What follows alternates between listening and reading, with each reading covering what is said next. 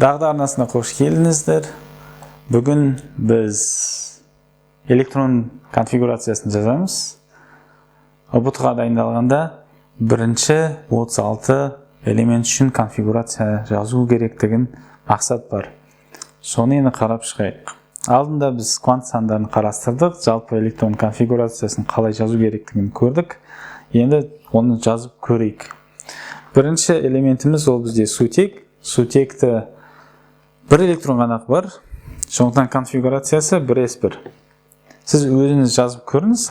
Мен элементті көрсеткенде сіз өзіңіз жазып көріңіз, сосын бізге біз тексереміз. Келесі бізде гелий. Гелийдікі тек қана 2 электроны бар. Сондықтан 1s2. Келесі бізде литий. Литийдің 3 электроны бар. Ол 1s2, 2s1. Литийден кейін бізде не бар? Бериллий. Бериллийдің 4 электроны бар. 1s2, 2s2. Байқап тұрсыз ба?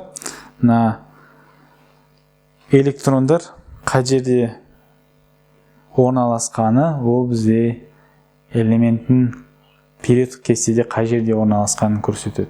Егер соңғы электрон S блогында болса, S орбиталында болса, ол S блогында орналасады периодтық кестеде. Келесі элементіміз ол бізде бор. 5 электроны бар. 1s2, 2s2, 2p1. 5-5-тен жазайық па? 6-тан жазайық. Келесі бізде көміртек.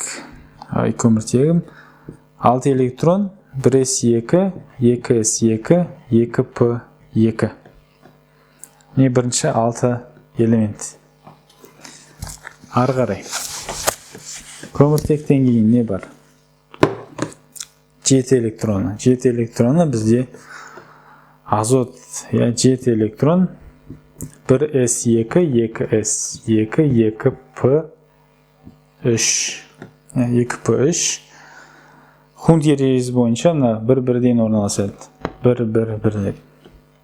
Сосын кеттік. Оттегі 8 электрон, 1s2, 2s2, 2p4. Мына жерде 4 электрон жұптасып кетеді. Одан кейін не бар бізде? Фтор 9 электроны. 1s2, 2s2, 2p5. Бірақ соңғы электрон жұптаспаған қалады, P орбиталында. Одан кейін не бар бізде? Неон. 10 электроны. Онда бізде 1s2, 2s2, 2p6. P енді толық.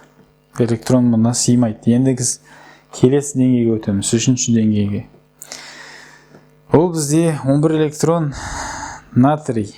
11 электрон 1s2, 2s2, 2p6, 3s1. 3-ші деңгейге өттік. Одан кейін не бар? Магний бар.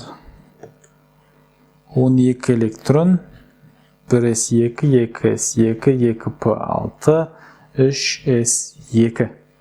Келесі 6 элемент. 12-ке жеттік. Ары қарай.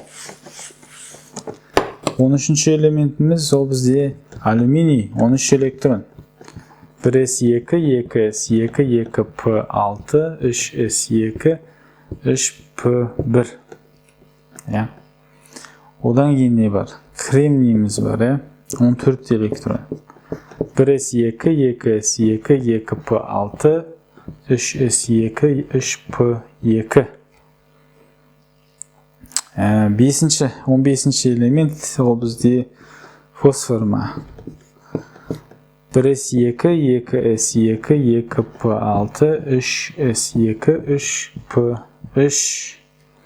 3p3. Байқасаңыз бір топта болса конфигурациялар кішкене ұқсайды.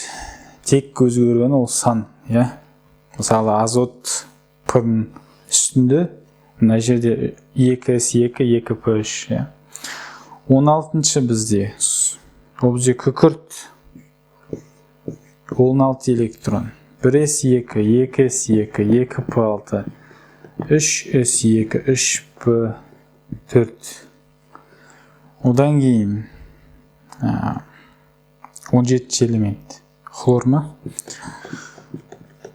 1s2, 2s2, 2p6, 3s2, 3p5.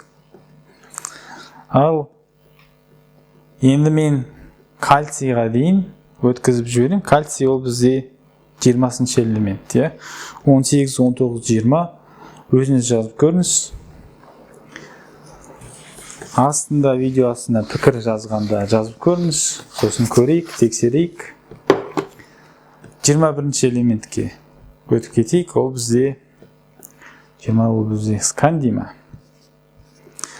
Соны 21 электрон. Мына жерде енді қызығы басталады, ол бізде D орбиталі, 1s2, 2s2, 2p6. Мынаны қарасаңыз, 10 электрон. 3s2, 3p6. 4s2. Мынаны қарасаңыз, 10, 20. Тағы да 1 электрон. 1 электрон 3p-дан кейін, 4s-дан кейін бізде 3D келеді 1 электронымен. Ары қарай біз жай осылай бір электроннан қосып тұрамыз. 22 электрон титанда. Мынаны жазбас үшін оның бір жолы бар. Егер сіз мынаған қарасаңыз, мына жерге 1s2, 2s2, 2p6, 3s2, 3p6 ол бізде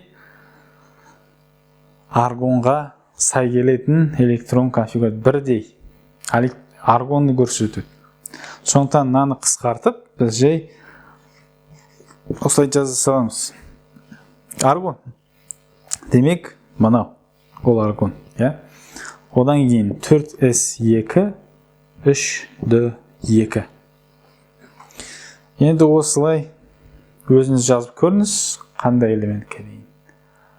Темір емес, никель емес.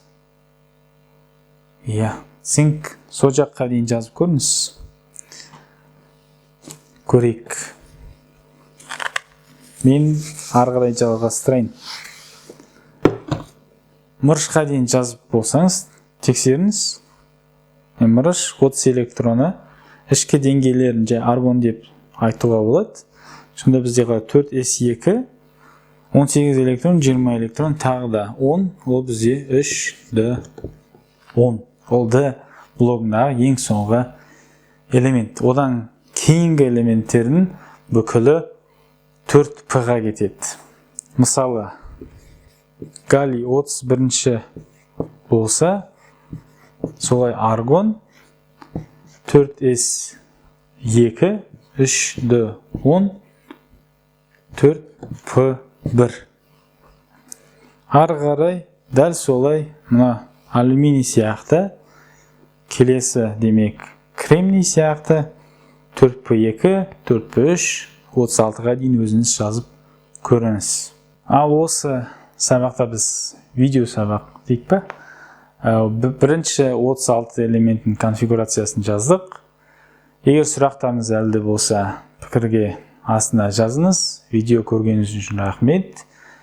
Келесі апта, келесі біздің тақырыбымыз ол байланыстар. Енді біз атомды қарастырдық. Атом ішінде не бар? Электрондар.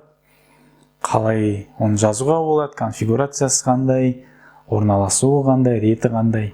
Енді біз атомдар арасындағы байланыс туралы сөйлесетін боламыз, әңгімелесеміз. Келесі апта ковалентті иондық байланыстар. Келесі кездескенше.